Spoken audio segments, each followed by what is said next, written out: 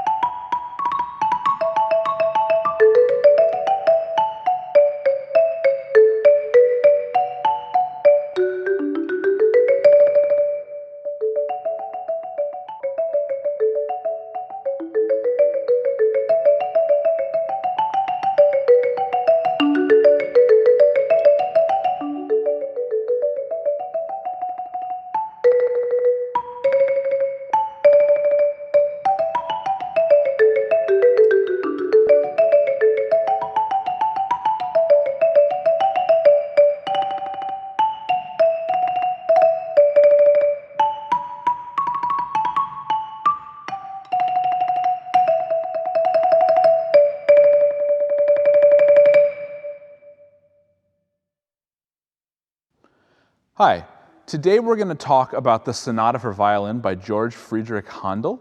We're going to start with a couple of practice tips on how to prepare this. So if all you're capable of doing is playing the notes and rhythms and dynamics, that's okay. When we start talking about style, I really want you to have this information first. So when we practice and prepare a piece that has these technical demands, it's really important that we go very slowly with the metronome and we give ourselves a really long lead time on practicing this. So if you don't get near performance tempo until even a couple of weeks before the audition, that's fine, because you want to give your brain enough time to absorb things. One of the things that we think about with a piece that's very quick like this is that our hands are the things that struggle with it, and that's really not the case. Usually it's our brain brain that struggles with it, and our hands have to accommodate the notes. But we need to have very quick recall up here and immediately know what's coming next. So to give our brain the chance to absorb all that information, you want to stay slow and give yourself benchmarks to learn this over a long period of time. As you're doing that, you want to make sure that you're playing with really good full strokes that get all the way off the bar and avoid sort of positioning yourself around the instrument like this, turning your torso as much as possible. This is going to allow us to develop muscle memory and get rid of as many variables as we can in our lower body and in our hips, so that way we can just focus on what's happening right here. Now, this is sort of most apparent in, let's say, the third bar of B, when you have things that cross over and do some kind of weird motions. And as we have those types of things, playing good full strokes that come back up off the bar and letting the mallets come not just up but back a little bit, so it's this type of motion where we're getting this as opposed to around and around, is actually going to allow us to isolate some of our shoulder and upper arms out of the equation, so that way we're not going to be dealing with trying to position all of those muscles as well. So when you get to an example that looks like,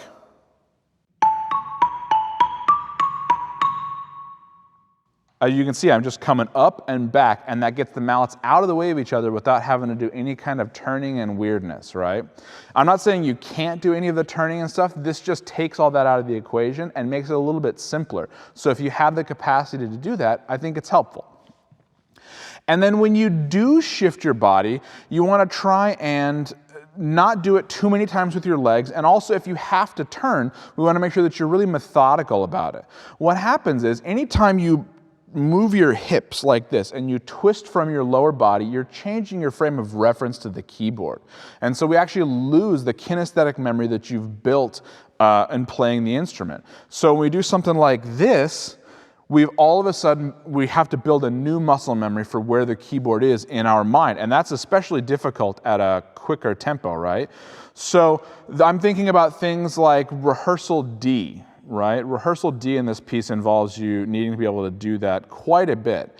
So as we're getting to those sections and you need to turn your body to the side one way or the other, make sure that you are purposefully turning your hips or turning your shoulders in that direction, and then trying not to do that skill as much as possible for the rest of the piece. So if you go slow and follow some of those technical ideas, I think you'll find a lot of success with this piece, but give yourself time to learn it. Don't be in such a rush to get all the way up to performance tempo.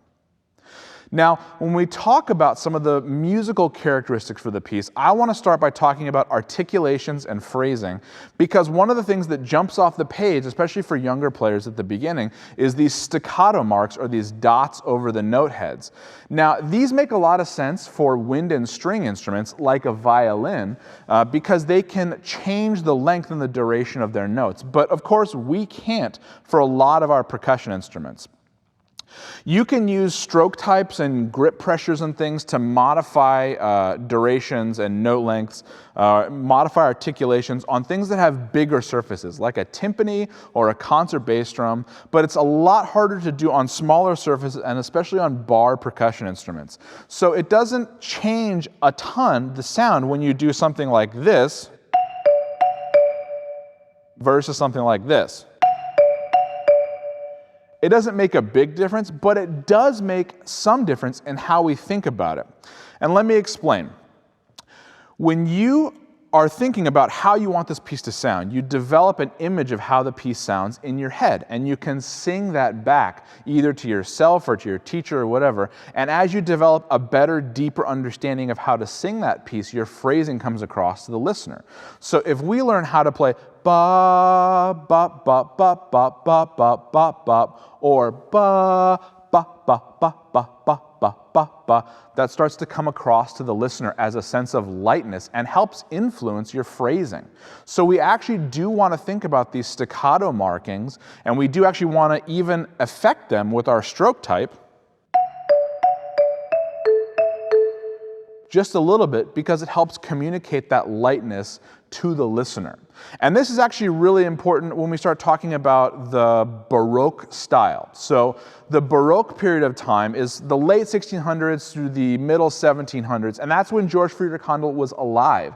And they valued things like ornamentation over things like drama. So we don't necessarily want to have huge dramatic phrasing shapes, but we do want to have a lot of style and character, which is different than maybe something written in a different period of time. So I'll give you an example from this. When we're looking at this piece and we look at measure number 5, if we didn't have the staccato markings over the notes, we might do something like this, which is a really sort of dramatic shape. But because we're concerned more with lightness and sort of getting off the bar and having a lot of style and flavor to it, we're not going to necessarily do that as much as. So the decrescendo is not really as big of a deal, but there is a character and a style to it that we're trying to imbue. And we can do that all the way through the piece, where there are little dynamic shapes that might not be as dramatic or as big because we're thinking about it the way a Baroque composer might, and maybe not the way a Romantic composer or a 20th century composer might. The other thing that I think jumps off the page for younger players is the fact that there are not just rolls, but also trills. And then, of course, on the last line of the second page, we have a little squiggle above the note that's called a mordent. So trills and mordents belong to a family of techniques that we call ornaments. And so in Baroque music, they use a lot of these ornaments, right? We're going to see a lot of trills in this piece, only one mordent, but of course mordents are used, and things like turns and all kinds of these groupings of notes are used all throughout Baroque music. So when you play trills in Baroque music, it's a little different than trills in modern music. Modern music, you're going to use the note that's written on the page and then the note diatonically above that. So that's the note that's in the scale, but you're going to start the trill on the lower note. In Baroque music, you still use the upper diatonic neighbor, but you're going to start the trill with the upper note, not the lower note. And that's an important distinction to make, especially if you're going to slow any down or do any ritordandos on the trills, especially at the end. You want to make sure that's super clear. So the mordent is the thing that's found on the very last line of the second page. On beat number 4, above that dotted 8th note E, there's a little squiggly line, and it's called a mordent. Now, a mordent is kind of like just a miniature trill, or I just think of it as kind of a wobble on that note. So because the tempo is so fast, I'm literally going to play that mordent as 3 notes. If you want, you can try and get 4 notes or maybe 5 notes. The notes are the written note, then the note above it, just like the trill, and then the written note again. So I'm going to play E, F sharp, E, or if you want, you can do E, F sharp, E, F sharp. But that one is different than the trill because it starts on that lower note, and it also is very, very short by design. So whereas a trill might sound like this, a mordent is going to sound like this. Now, the difference between rolls, trills, and mordents needs to be made apparent in your playing.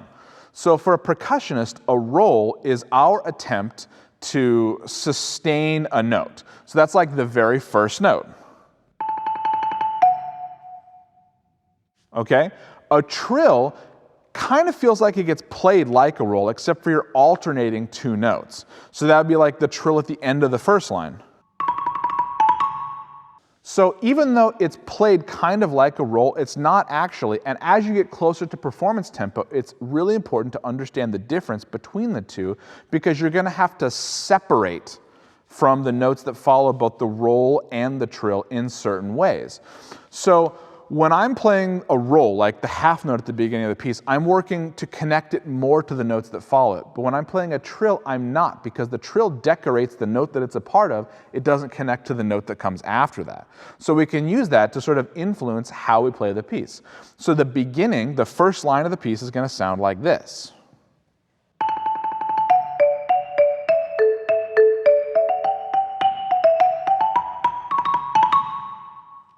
And you can hear how I lifted between the trill and the pickup notes to the next figure. That's a personal choice, but that's also pretty characteristic of the style and helps me maintain the lightness of the Baroque music. We now understand the difference between rolls and between trills. And as you get closer to performance tempo, you also want to make sure that your rolls don't obscure the rhythm of what you're trying to play, unless that's an important thing, an important characteristic that you're trying to bring across. So this piece is called Sonata. And sonata is it's not just a pretty title. Sonata is actually sort of describing the roadmap of the piece. This piece is a sonata form. Now, just quickly, I'll tell you, sonata form means that you have a first theme, and then a second theme that contrasts with the first theme, and then the composer kind of plays around with those in a middle section. And then at the very end, the composer brings back the first stuff again in what's called a recapitulation or a recap. So when we look at the beginning of the piece, we have all of these short, sharp staccato notes, and then we have all these long legato rolled notes after that. So these are sort of contrasting ideas that support our sonata form. And it's important to understand sonata form and the fact that we want this contrast so that when we actually play the piece, we're thinking about the rolled stuff in the second and third lines as being very contrasting in style and character from the first line. So when I play a roll, I think about starting a roll one of three ways. I can either play the first few notes of the roll louder than the body of the roll, I can play them the same volume as the body of the roll, or I can play them a little bit softer than and sort of crescendo into the body of the roll. And each one of those three things have different musical characteristics. So I'll play the first part of the rolled notes, each of the three ways to demonstrate. So here is with the first few notes louder than the body of the roll.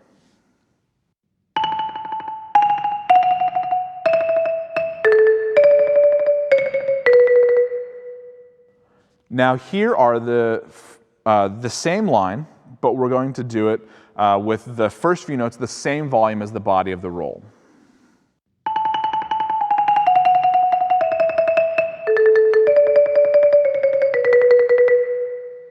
And that obscures the rhythm a little bit. It sounds a little smoother.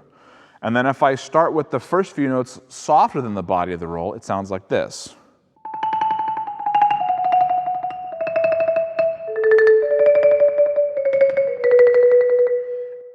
That has its own benefits also. It sort of gets a little wonky if you use it too much, but it has its purpose, right? So I'm going to use some combination of the second and third options to try and stress how legato and how connected those notes can be, which contrasts it with the style at the first part of the piece. So as you're learning this piece, the most important thing is that we get the notes and the rhythms and the dynamics correct, because all of those things are objective qualities. So start there. But if you feel like you're conquering those obstacles, then we want to move on to some of the more subjective things like phrasing, and that can be really influenced by our quick upstrokes for the staccato notes and trying to have connected legato lines and trying to imbue this thing with as much character as possible. So after you've experimented with some of those things and we thoroughly understand elements of the Baroque style and we understand how sonata form works, you'll not just be able to execute this piece, but you'll really be able to play it as an artist. So I hope you try some of those things out in your own playing.